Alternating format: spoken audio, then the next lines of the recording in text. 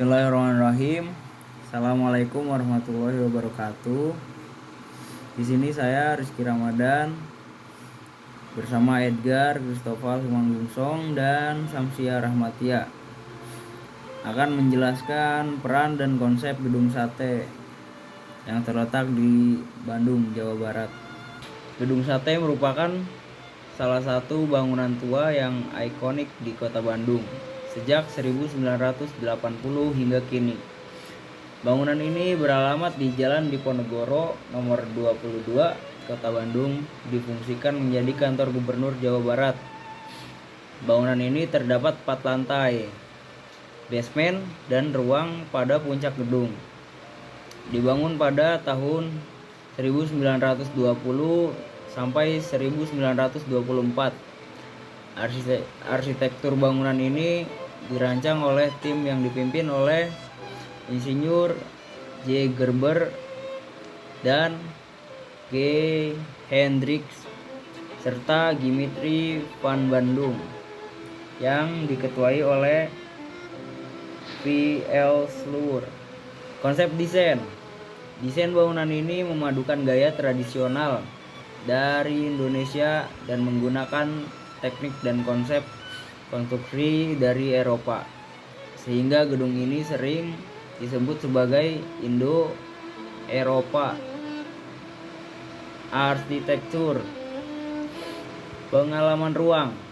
Gedung Sate dapat memberikan kesan lapang dan memberikan ruang bagi gerakan dan pernafasan yang dapat menciptakan perasaan lega, bebas, rileks, dan tenang dalam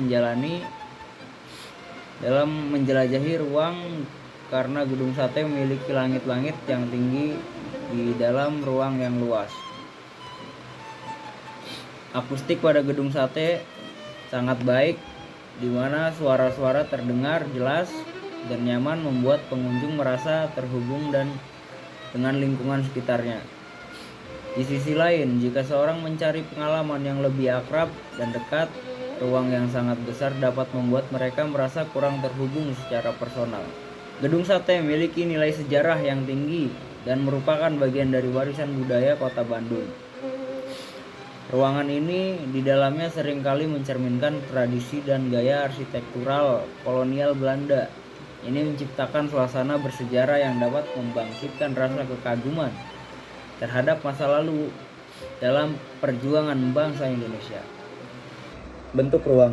Fasad utama, Gedung Sate memiliki bentuk yang simetris dan terdiri dari 3 menara utama yang menjulang tinggi. Menara tengah, yang lebih tinggi dari 2 menara sampingnya, menjadi titik fokus utama. Pada bagian atas menara tengah terdapat kubah yang menghiasi bangunan dan memberikan sentuhan arsitektur klasik. Bentuk geometri dalam desain memiliki rasa yang spesifik, seperti kebaikan, kekuatan untuk menyenangkan, dan mengarah ke rasa keutuhan. Dengan demikian, geometri disetujui sebagai bentuk dari arsitektur religius. Warna ruang. Warna ruang di Gedung Sate cenderung mengikuti tema yang khas dalam arsitektur dan desain interior Gedung Sate. Beberapa warna yang umumnya ditemukan dalam ruang-ruang Gedung Sate. 1. Putih. Sering digunakan dalam Gedung Sate, warna putih memberikan kesan kebersihan, kesederhanaan, dan kemewahan. Ruangan dengan dominasi warna putih memberikan kesan yang terang, lapang, dan memberikan penekanan pada detail arsitektur dan ornamen. 2. Coklat atau kayu gelap. Sering digunakan dalam elemen furnitur dan aksen di Gedung Sate. Warna ini memberikan kesan kehangatan, kekokohan, dan elegan. Penggunaan kayu gelap atau warna coklat dalam furnitur atau dinding dapat memberikan kontras yang menarik dan menambah keindahan ruang. Yang ketiga, emas atau perunggu. Aksen warna emas atau perunggu sering ditemukan pada detail-detail dekoratif di Gedung Sate. Warna ini memberikan kesan kemewahan, keanggunan, dan kekayaan. Penggunaan aksen emas atau perunggu dalam ornamen atau hiasan dinding dapat menambah sentuhan yang indah dan memberikan nuansa yang istimewa. Tekstur ruang di Gedung Sate. Tekstur ruang di Gedung Sate dapat bervariasi tergantung pada elemen arsitektur dan desain interior yang digunakan. Beberapa tekstur yang umumnya ditemukan dalam gedung sate. 1. Kayu. Penggunaan kayu dalam gedung sate memberikan tekstur yang alami, hangat, dan memberikan kesan tradisional. Kayu yang digunakan dapat berupa panel kayu, lantai kayu, atau furnitur kayu. Tekstur serat kayu memberikan karakter dan kehangatan pada ruangan. Yang kedua, marmer. Gedung sate menggunakan banyak material marmer sebagai bagian dari desain interior. Marmer memberikan tekstur yang halus, dingin, dan elegan. Permukaan marmer yang polos dan bersinar menciptakan kesan mewah dan klasik. Yang ketiga ada logam. Beberapa elemen dekoratif di gedung sate menggunakan logam seperti perunggu atau besi cor. Logam memberikan tekstur yang kuat, berat, dan tahan lama. Permukaan logam yang kasar atau polos dapat memberikan kontras dan penekanan visual dalam ruangan. Skala ruang. Yang pertama, gedung sate memiliki proporsi yang besar dan kuat.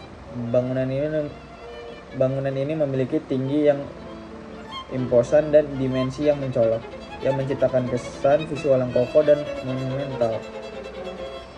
Skala yang besar ini memberikan kesan kehadiran yang kuat dan mengesankan bagi para pengunjung. Yang kedua, gedung sate memiliki langit-langit yang tinggi di beberapa ruangannya. Tinggi langit-langit menciptakan perasaan luas dan memberikan ruang yang terbuka. Hal ini juga menciptakan efek visual yang dramatis dan memberikan kesan kemegahan. Yang ketiga, meskipun gedung sate dikenal dengan skala yang besar, ada juga ruang-ruang yang lebih kecil dan intim di dalamnya. Ruang seperti ruang perpustakaan atau ruang pribadi pejabat pemerintahan dapat memberikan skala yang lebih manusiawi dan hangat.